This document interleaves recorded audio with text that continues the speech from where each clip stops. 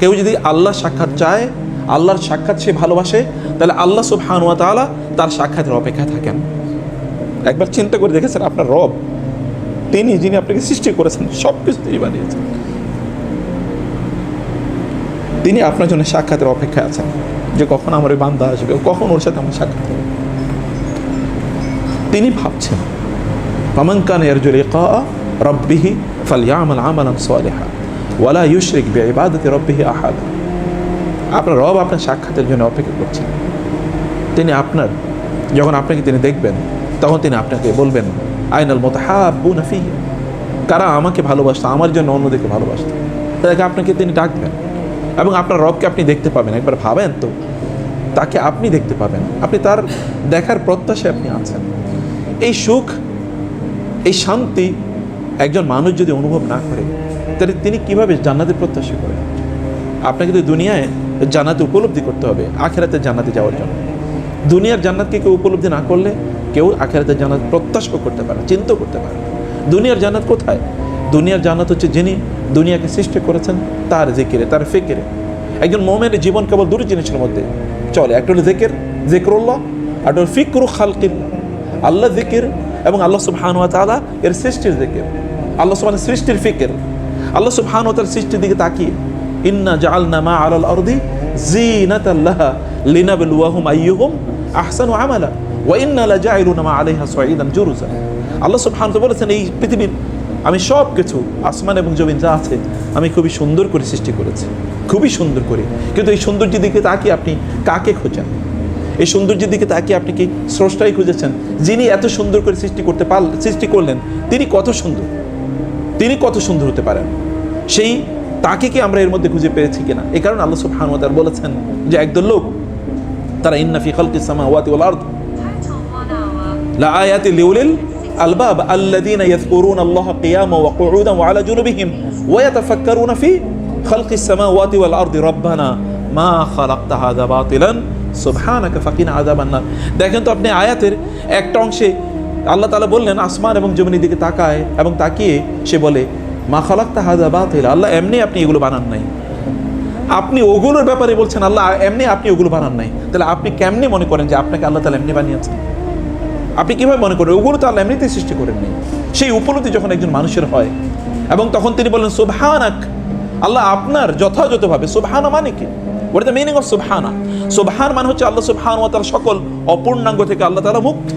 আল্লাহ সুবহানাহু ওয়া তাআলা কোনো ডিফেকশন নাই, কোনো ডিফেক্ট নাই, কোনো ইমপারফেকশন নাই, কোনো উইকনেস নাই। আল্লাহ সুবহানাহু ওয়া তাআলা has not created anything without any purpose. এইটা যখন আপনি ওইদিকে তাকিয়ে যখন এই উপলব্ধি আপনার তৈরি হয়, তখন আপনি বলেন ফাকিনা আযাবান নার, আল্লাহ করতে পারি নাই, আপনার যথাযথ দায়িত্ব পালন করতে পারি নাই, আপনার হক আদায় করতে পারি নাই, ফাকিনা আযাবান নার, আপনি আমাদেরকে আযাব থেকে রক্ষা করুন, আপনি আমাকে শাস্তি, জাহান্নামের শাস্তি থেকে আপনি আমাদেরকে রক্ষা করুন। এই অনুভূতি তখন আপনার মধ্যে তৈরি হয়। প্রিয় ভাইরা বোনেরা, আপনি আল্লাহ সুবহানাহু ওয়া তাআলার ইবাদত করে আল্লাহ সুবহানাহু ওয়া তাআলাকে সন্তুষ্ট করবেন। Not you are in this position. আমরা আল্লাহর ইবাদত করে আল্লাহকে সন্তুষ্ট করতে পারবো না। গুনাহ মানুষ করবেই, কুল্লু বানি আদম খাত্তা, মানুষ গুনাহ করেই। কিন্তু মানুষ, ওই মানুষই তারা শ্রেষ্ঠ যারা গুনার পরে আল্লাহর কাছে কি করে? তওবা করে। তওবা তো আপনার জন্য এটা এক ধরনের ডিটারজেন্ট, এটা ইস্তেগফার একটা ডিটারজেন্ট, যেটা আপনার সকল গুনাহগুলো মুছে আপনাকে পাক সাফ পবিত্র করে দেয়। আপনি কত গুনাহ করবেন? রাসূল সাল্লাল্লাহু আলাইহি ওয়াসাল্লাম কি বলেন নাই, আল্লাহ তাআলা বলেছেন হে বানি আদম, তুমি যদি গুনাহ করতে করতে আসমান জমিন সব ভর্তি করে দাও এবং অতঃপর তুমি আমার কাছে তওবা করে ইস্তেগফার করো, তাহলে আসমান এবং জমিন ভর্তি ইয়ে দিয়ে, মাগফিরাত দিয়ে, ক্ষমা দিয়ে আমি তোমার সকল গুনাহ ক্ষমা করে দেবো। আপনার রব তো এরকম বলেছেন। হয়তো আপনি ইস্তেগফার করে আপনার রবের কাছে আপনার যে ইমপারফেকশন আছে, আমাদের যে দুর্বলতা আছে, আমাদের যে গুনাহ আছে, আমরা যে তার লক্ষ্য অনুসারে জীবন যাপন করতে পারি না, এটা কিন্তু আমরা তার কাছে ক্ষমা চেয়ে আল্লাহ সুবহানাহু ওয়া তাআলার প্রিয় ভাজন আমরা হতে পারি। আল্লাহর জিকিরের মাধ্যমে আল্লাহর পক্ষ থেকে আপনার যে তমানিনা, প্রশান্তি, এটি কিন্তু আপনি অর্জন করতে পারেন। আপনার পিতা ইব্রাহিম আলাইহিস সালাতু ওয়াস সালাম, তিনি আল্লাহ সুবহানাহু ওয়া তাআলা বলেছিলেন যে আল্লাহ আরিনি কাইফা তুহিল মাউত, আপনি আমাকে দেখান কিভাবে আপনি মৃতকে পুনর্জীবিত করবেন। ইব্রাহিম সালামকে আল্লাহ কি বলেন নাই, তুমি কি আওয়ালাম তুমিন, তুমি কি ঈমান আনো নাই, তুমি কি বিশ্বাস করো নাই? তিনি বলেছে ক্বালা বালা ওয়ালাকিন লিয়াতমাইন্না কলবি, আল্লাহ আমার অন্তর আমি আরও প্রশান্ত করতে চাই, আমার অন্তরে আরও শান্তি আসুক, আপনার জিকিরে আমার আরও অন্তরে শান্তি আসুক। ইব্রাহিম আলাইহিস সালাম যিনি আল্লাহ সুবহানাহু ওয়া তাআলাকে খুঁজে পাওয়ার শ্রেষ্ঠতম পদ্ধতি তিনি আমাদেরকে দেখিয়ে দিয়েছেন। এবং এই কারণে আল্লাহ তাআলা তাকে আল্লাহ তাআলা ইব্রাহিম আলাইহিস সালামকে আমাদের পিতা বানিয়ে দিয়েছেন, মুসলিম উম্মার পিতা। হুয়া সাম্মাকুমুল মুসলিমিন, তিনি তোমাদের নাম রেখেছেন মুসলিম। এবং মিল্লাত আবিকুম ইব্রাহিম, তোমাদের বাবা ইব্রাহিম, তার জীবন আদর্শ হলো এইটা, এই জীবন আদর্শে তোমাদের চলা দরকার। ইব্রাহিম আলাইহিস সালাতু ওয়াস সালাম তিনি আত্মার স্যাটিসফ্যাকশন খুঁজেছেন। ইয়া আইয়াতুহান নাফসুল মুতমাইন্নাহ ইরজিই ইলা রাব্বিকি রাদিয়াতাম মারদিয়া ফাদখুলি ফি ইবাদি ওয়াদখুলি জান্নাতি। আপনি আল্লাহ সুবহানাহু ওয়া তাআলা কখন আপনাকে বলবে, হে প্রশান্ত আত্মা, তুমি আমার দিকে এগিয়ে আসো, ইরজিই ইলা রাব্বিকি রাদিয়া, তোমার রবের কাছে তুমি আসো, রাদিয়াতাম মারদিয়া, তুমি তোমার রবের প্রতি সন্তুষ্ট, তোমার রব তোমার প্রতি সন্তুষ্ট। আপনার রবের প্রতি আপনার সন্তুষ্টিকে আপনি প্রকাশ করতে পেরেছেন? যখন এক ব্যক্তি বাইতুল্লাহ চারপাশে তাওয়াফ করছিলেন এবং তিনি বলছেন, আল্লাহ হাল রাদিতা আননি, হে আল্লাহ আপনি কি আমার ব্যাপারে সন্তুষ্ট? তখন ওমর রাদিয়াল্লাহু তাআলা বললেন, হে লোক, এদিকে আসো, তুমি যে বলছো আল্লাহ তোমার ব্যাপারে সন্তুষ্ট কিনা, তুমি কি আল্লাহর ব্যাপারে সন্তুষ্ট? তুমি কি আল্লাহর ব্যাপারে সন্তুষ্ট? বলে যে আমি তো বুঝিনি আমি আল্লাহর ব্যাপারে সন্তুষ্ট কিনা। বলে তোমাকে আল্লাহ যে অবস্থায় রেখেছেন, যেভাবে রেখেছেন, তুমি কি বলছো আলহামদুলিল্লাহ আলা কুল্লি হাল, আমি সকল অবস্থায় আল্লাহর প্রতি সন্তুষ্ট? তুমি কি এটি কখন উপলব্ধি করেছো? তুমি আল্লাহর ব্যাপারে সন্তুষ্ট আগে হও, অতঃপর আল্লাহ তাআলা তোমার ব্যাপারে সন্তুষ্ট হবেন।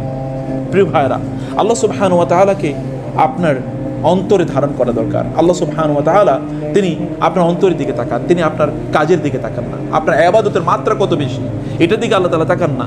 সাহাবায়ে কেরামদের ইবাদত, আমরা তো রাসূলের ইবাদতগুলি করি, তিনি আমাদের চেয়ে বেশি ইবাদত করেছেন বটে, কিন্তু তার ইবাদত এবং আমাদের ইবাদতের মধ্যে মৌলিক পার্থক্য তো কোয়ালিটিগত।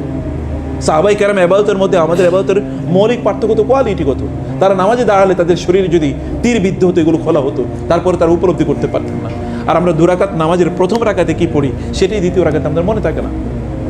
আপনি সুখ পাবেন কোত্থেকে, প্রশান্তি পাবেন কোত্থেকে? মানে আমাদের মৌলিক সমস্যা হলো যে আমরা তো পারপাস বুঝি না, কেন আছি, কি উদ্দেশ্যে আছি। আপনি যখন ঘর থেকে নামেন তখন আপনি কি উদ্দেশ্যে নেমেছেন বলেন?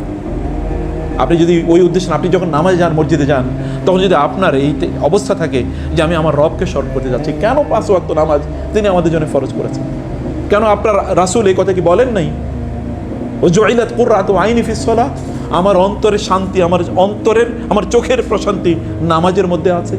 তার মনটা যখন খারাপ হয়ে যেত তখন তিনি কি বেলালকে বলতেন না যে বেলাল তুমি নামাজের ব্যবস্থা করো, আরিহনা বিহা আকিমিস সালাত আরিহনা বিহা, না বেলাল তুমি নামাজের ব্যবস্থা করো, আমার অন্তরটা একটু শান্ত করা দরকার। আল্লাহ কি তার রাসূলকে বলেন নাই যে আপনি জানেন ওয়ালাকাদ ইয়ালামু ওয়ালাকাদ না'লামু আন্নাকা ইয়াদিকু সাদরুকা বিমা ইয়াকুলুন ফাসাব্বিহ বিসমি রাব্বিকা ওয়া কুম মিনাস সাজিদিন ওয়াবুদ রাব্বাকা হাত্তা ইয়াতিয়াকাল ইয়াকিন। আমি জানি ওদের কথা আপনার মনটা খুব খারাপ করে দেয়, ওদের কথা আপনার অন্তরকে খারাপ করে দিয়েছে, আপনার মনটা খারাপ করে দিয়েছে। এই কারণে আপনি নামাজে দাঁড়িয়ে যান, আপনি আমার তাসবিহ পড়ুন, এবং এর কারণে আপনার অন্তর ভালো হয়ে যাবে। রাসূলুল্লাহ সাল্লাল্লাহু আলাইহি ওয়াসাল্লামের জন্য আমুল হুজুন, যেটি তার জন্য দুঃখের বছর, ইয়ার অফ স্যাডনেস, সেই ইয়ার অফ স্যাডনেসে আল্লাহ তাআলা তাকে তার সাক্ষাতে নিয়ে গিয়েছেন। গিফট দিয়েছেন কি? গিফট দিয়েছেন কি? সালাত। তার মানে সালাতের মধ্যে প্রশান্তি আছে, আপনি কষ্ট দুঃখ সব ভুলে যাবেন নামাজের জন্য।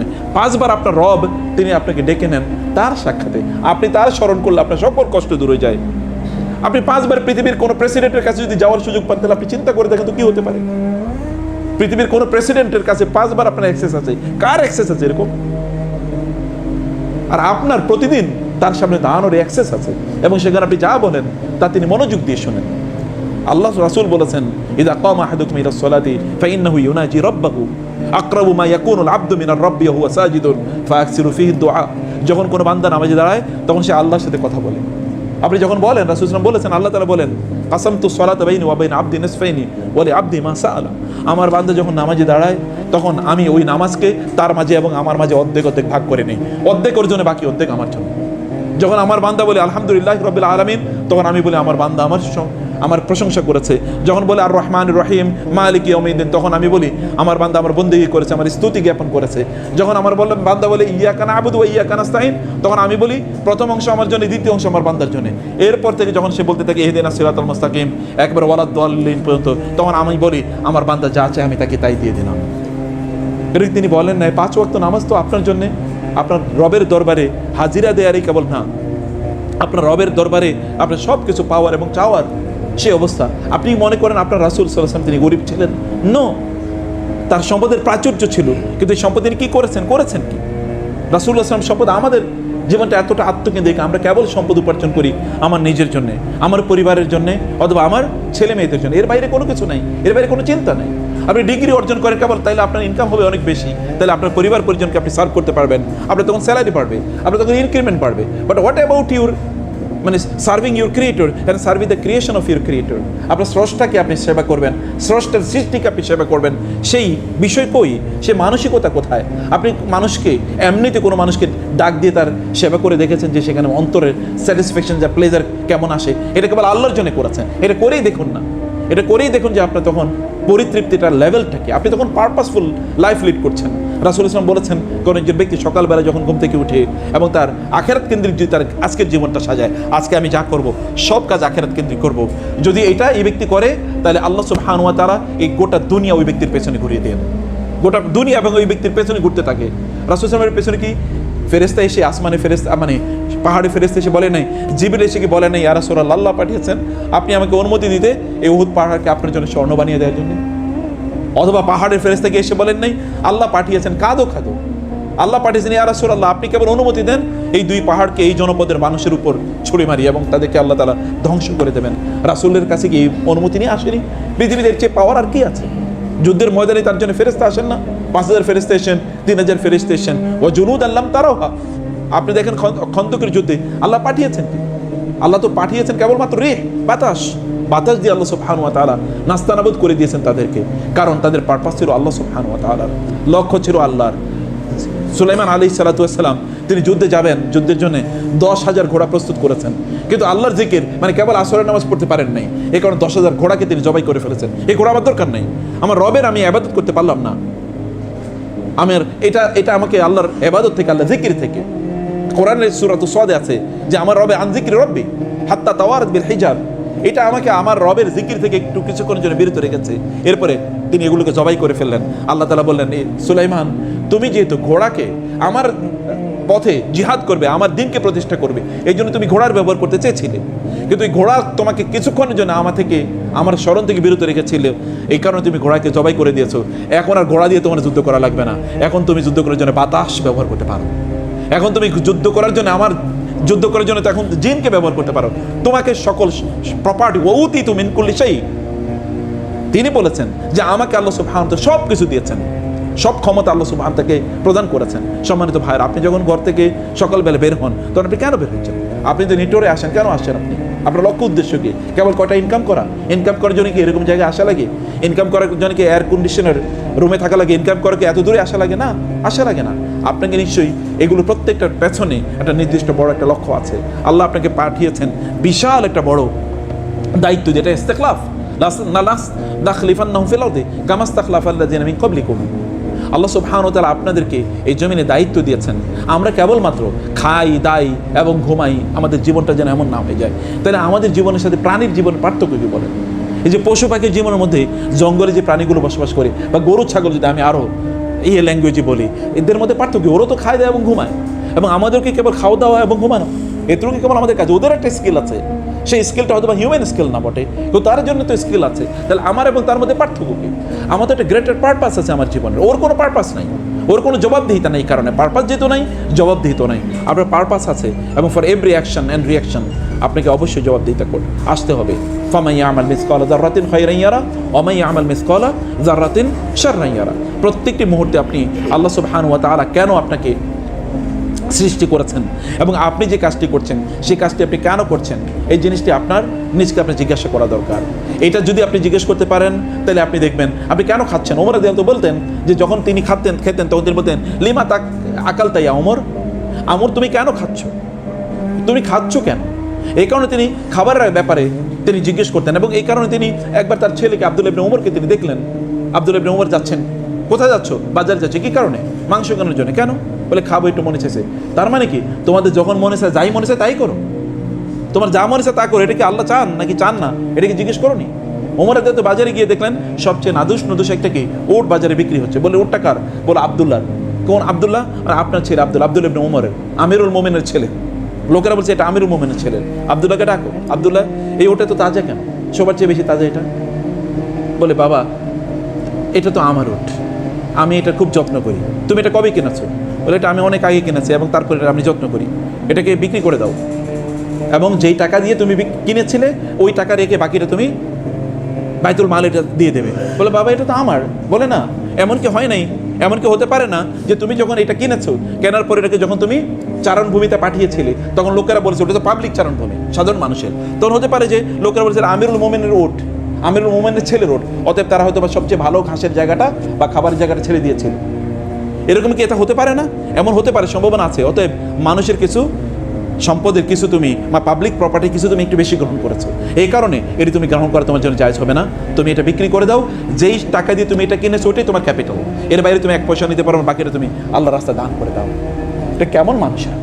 এটা জানতে যে তাদের পারপাস কি, এদের পারপাস কি। এখন আপনি এবং আমি মনে করি যে আমি যেহেতু অনেক বেশি জ্ঞান অর্জন করেছি, অনেক বেশি ডিগ্রি অর্জন করেছি, আমার স্যালারি বেশি হতে পারে, হতেই হবে, আমার গাড়িটা একটু বড় হবে, আমার বাসাটা একটু বড় হবে, অন্যদের কম থাকবো, তার প্রতি আমার কোনো কনসার্ন নাই, তার কোনো আমার টেনশন নেই। আপনার অনেক টাকা আছে, আপনার আত্মীয়স্বজনের তাদের না খেয়ে তার থাকছে, আপনি কি জীবন যাপন করছেন? এটা কি ওই রকম অ্যানিমালের মতো জীবন যাপন না? সাহাবায়ে কেরাম রাদিয়াল্লাহু তাআলা আনহুম তারা বলতেন আমাদের সম্পদে অন্য মুসলমান ভাইদের অধিকার আমাদের চেয়ে কম, এটা আমরা কোনোদিন ভাবতাম না। আমাদের সম্পদে অন্য মুসলমানদের ভাইদের অধিকার আমাদের চেয়ে কম, এটা কোনোদিন ভাবতাম না। আল্লাহ সুবহানাহু বলেছেন ওয়ায়ুসিরুনা আলা আনফুসিহিম ওয়ালাউ কানা বিহিম খাসাসা। খাসাসা মানে কি? খাসাসা মানে হচ্ছে এমন ক্ষুধা যে ক্ষুধার কারণে তিনি দাঁড়িয়ে থাকতে পারেন না, এইরকম ক্ষুধা সত্ত্বেও তারা তাদের খাবারে অন্যদেরকে প্রাধান্য দিতেন। এবং তাই কি ঘটে নাই? আপনারা জানেন রাসূল সাল্লাল্লাহু আলাইহি ওয়াসাল্লামের কাছে মেহমান আসলো, রাসূল বললেন আমার এই মেহমান কে নেবে? একজন সাহাবী নিয়ে গেলেন, তার স্ত্রীকে বললেন যে রাসূলের মেহমান নিয়ে এসেছি, খাবার আছে কিনা? বলে খাবার নাই, অল্প একটু আছে আপনার জন্য।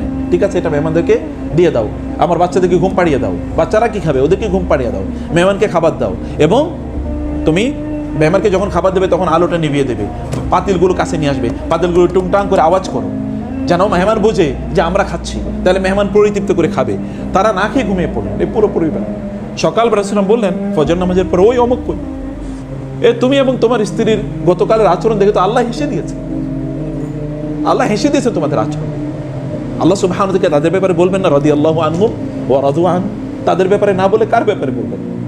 রুহামাউ বাইনাহুম, তাদের নিজেদের মধ্যে তারা কি পরস্পরের প্রতি রহম ছিল। সীমাউ ফি উজুহিহিম মিন আসারি সুজুদ, দিনের বেলা খাবার নাই, রাতের বেলা দাঁড়িয়ে থাকে নামাজের মধ্যে। এটা কেমন জাতি, কেমন কমিউনিটি, এটা কেমন কমিউনিটি? এটা তো মানুষ। আমি কিন্তু কোনো জিনের আলোচনা করছি না আপনাদের সামনে, আমি নবীদের। এরাও রক্ত মাংসে করা মানুষ, তাদেরও প্রয়োজন ছিল, তাদেরও ফ্যামিলি ছিল, তাদেরও বাচ্চারা কাঁদতো, এবং তাদেরও কি যুদ্ধের ময়দানে গিয়ে তারাও আহত হয়েছে, নিহত হয়েছে। এমন একেবারে human being with blood and flash, রক্ত মাংসের মানুষ তারা, কিন্তু তারা পারপাস বুঝেছে। রাসূল সাল্লাল্লাহু আলাইহি ওয়াসাল্লাম তাদেরকে বুঝিয়েছেন যে তারা কেন এই পৃথিবীতে আছে। প্রিয় ভাইরা, এই পৃথিবীতে ইস্তেখলাফের একটা দায়িত্ব যেমন আছে, আপনাদের ইস্তেনশায়ের দায়িত্ব আছে। আমরা মুসলমানরা কেমন খাই দায় ফুর্তি করে জাতিতে পরিণত হয়েছে।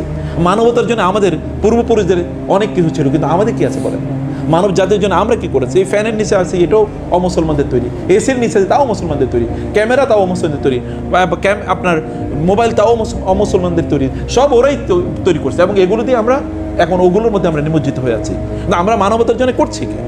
মানবের জন্য, মানব জাতির জন্য আমরা কি করছি, বা নিজেদের জন্য কি করছি? আপনি আপনার প্রতি কেন জুলুম করছেন? আপনি কি আপনার প্রতি জুলুম করছেন না? মনে হয় অবশ্যই জুলুম করছেন। একজন ব্যক্তি, কোরআনে কি আল্লাহ তাআলা বলেন নাই যে ব্যক্তি এটা করছে সে ফাকাদ যালামা নাফসাহু, সে তার নিজের উপর জুলুম করেছে। যে হে লোকেরা, লা তাযলিমুনা আনফুসাকুম, তোমরা তোমাদের নিজেদের উপর জুলুম করো না। লা তাযলিমু আনফুসাকুম ওয়া মা যালামুনা ওয়ালাকিন কানু আনফুসাহুম ইয়াজলিমুন, তারা আমার উপর জুলুম করেনি, তারা বরং নিজের উপর জুলুম করেছে। ইউখাদিউনা আল্লাহু ওয়াল্লাযিনা আমানু ওয়া মা ইয়াখদাউনা ইল্লা আনফুসাহুম ওয়া মা ইয়াশউরুন, তারা নিজেদেরকে মূলত ধোঁকা দিচ্ছে। আল্লাহ বলছেন আপনি তো আল্লাহকে ধোঁকা দিচ্ছেন না, আপনি তো কিয়ামতের দিন যখন হাত্তা ইযা জা আহাদুহুমুল মাউত ক্বালা ইরজিউন ক্বালা রাব্বি ইরজিউন লাআল্লি আ'মালু সালিহান ফীমা তারাকতু কাল্লা ইন্নাহা কালিমাতুন হিয়া ক্বালিউহা ওয়া মিন ওয়ারাইহিম বারযাখুন ইলা ইয়াউমি ইউবআসুন। কিয়ামতের দিন আল্লাহ সুবহানাহু ওয়া তাআলা তিনি বলছেন, কিয়ামতের দিন লোকেরা যখন দেখবে পরিস্থিতি এরকম, তখন লোকেরা কি বলবে? তারা বলবে আল্লাহ রাব্বি ইরজিউন, আবার দুনিয়াতে পাঠান, লাআল্লি আ'মালু সালিহান, যেন আমি একটু ভালো কাজ করতে পারি, ফীমা তারাকতু, অতীতের জীবনে যা করে এসেছি এরকম আর করব না, আমরা যেন একটু ভালো কাজ করতে পারি, আমাদেরকে আবার দুনিয়া পাঠান। আল্লাহ তাআলা বলছেন কাল্লা, না, নেভার, ইন্নাহা কালিমাতুন হুয়া কায়িলুহা, ও এরকম কথাই বলতো আগে। ওয়া মিন ওয়ারাইহিম বারযাখুন ইলা ইয়াউমি ইউবআসুন, কিয়ামত পর্যন্ত তাকে বারযাকে থাকতে হবে, এরপরে কিয়ামত, তারপরে তাকে ইয়াউমুল বাস। ইয়াউমুল বাস কি? ইয়াউমুল বাস কি? যেদিন আল্লাহ সুবহানাহু ওয়া তাআলা সবাইকে একত্রিত করবেন, এবং সেই দিন আপনি ইয়াউমা ইউআরাদুনা আলান নার, এবং ওয়ারিদু আলা রাব্বিহিম সাফা লাকাদ জিতুমুনা কামা খালাকনাকুম আউওয়ালা মাররা। আপনি সেই দিন আল্লাহ সুবহানাহু ওয়া তাআলার কাছে একাকী উপস্থিত হবেন এবং আপনার সকল কাজের জন্য আপনাকে জবাবদিহি করতে হবে। ইয়াউমা ইয়াফিরুল মারউ মিন আখি ফালা আনসাবা বাইনাহুম ইয়াউমাইযিন ওয়ালা ইয়াতাসাআলুন। সেদিন কোনো আত্মীয়তার বন্ধন, কোনো বন্ধুত্ব, কোনো কিছু কাজে লাগবে না। লা খুল্লাতুন ওয়ালা শাফাআ, সেদিন কোনো বন্ধুত্ব এমনকি কোনো সুপারিশ কাজে লাগবে না। নবীরা পর্যন্ত বলতে থাকবে নাফসি নাফসি। সেদিন আপনি কি অবস্থায় থাকবেন? সেদিন কেবল আপনি বলবেন আমি আমার নিজের উপর জুলুম করেছিলাম, আমি অন্যায় করেছিলাম, আমি ভুল করেছিলাম, আমাকে আবার দুনিয়াতে পাঠানো হোক। কিন্তু আবার দুনিয়াতে পাঠানোর কোনো সুযোগ নেই। সেদিন আপনার চূড়ান্ত হিসাব নিকাশ সেদিন সংগঠিত হবে। সেদিন আপনি বুঝবেন আমি জুলুম করেছিলাম নিজের উপর। অথবা নিজের উপর কেন আপনি জুলুম করবেন?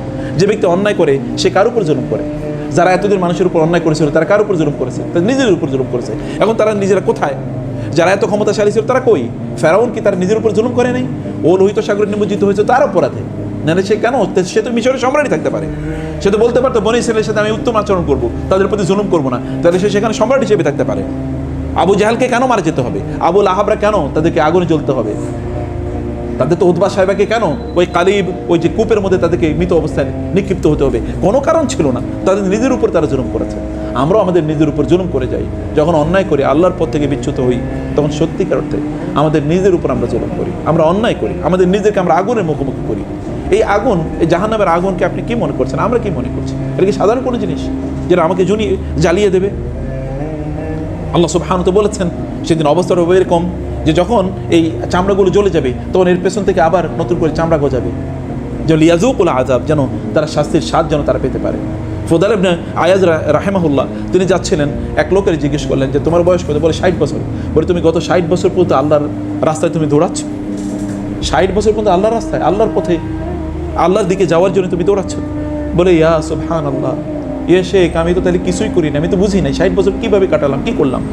তখন তিনি বললেন কোনো সমস্যা নাই, তুমি অতীতে যা করেছো সেগুলো ভুলে যাও, ভবিষ্যৎকে তুমি সুন্দর করে চালাও, ইস্তেগফার করো, তাহলে তোমার ভবিষ্যতের কাজগুলো তোমার অতীতের কাজগুলোকে মুছে দেবে। ইন্নাল হাসানাত ইউযহিবনাস সাইয়্যাত যালিকা লিযিকরা লিযাকিরিন। এক সাহাবী এসে বলেন ইয়া রাসূলুল্লাহ, আমি তো অন্যায় করেছি। কি করেছি? আমি এক মহিলার, সুন্দরী মহিলার দেখে তাকে জাবড়ে ধরে তাকে চুমু দিয়ে দিয়েছি। আমি তো অন্যায় করেছি, আমি করবো কি? এর মধ্যে রাসূলুল্লাহ বলে তোমার তো কোনো মাফ নাই। এমত অবস্থায় তিনি কাঁদছিলেন।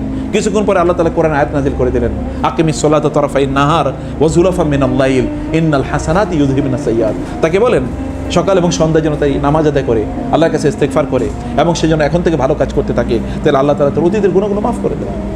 আল্লাহ সুবহানাহু ওয়া তাআলা অন্যায় মানুষকে আল্লাহ সুবহানাহু ওয়া তাআলার পথে যদি লোকেরা ফিরে আসতে চায়, আল্লাহ সুবহানাহু ওয়া তাআলা দুহাত প্রসারিত করে দেন ওই সকল ব্যক্তিদেরকে ফিরিয়ে নিয়ে যাওয়ার জন্য। প্রিয় ভাইয়েরা, সম্মানিত বোনেরা, সেই কারণে প্রত্যেকটা অ্যাকশন, প্রত্যেকটা রিঅ্যাকশন, এটা কী কারণে আমরা করছি, কী উদ্দেশ্যে আমরা করছি, এটাকে আমাদের নিজেকে জিজ্ঞেস করা দরকার।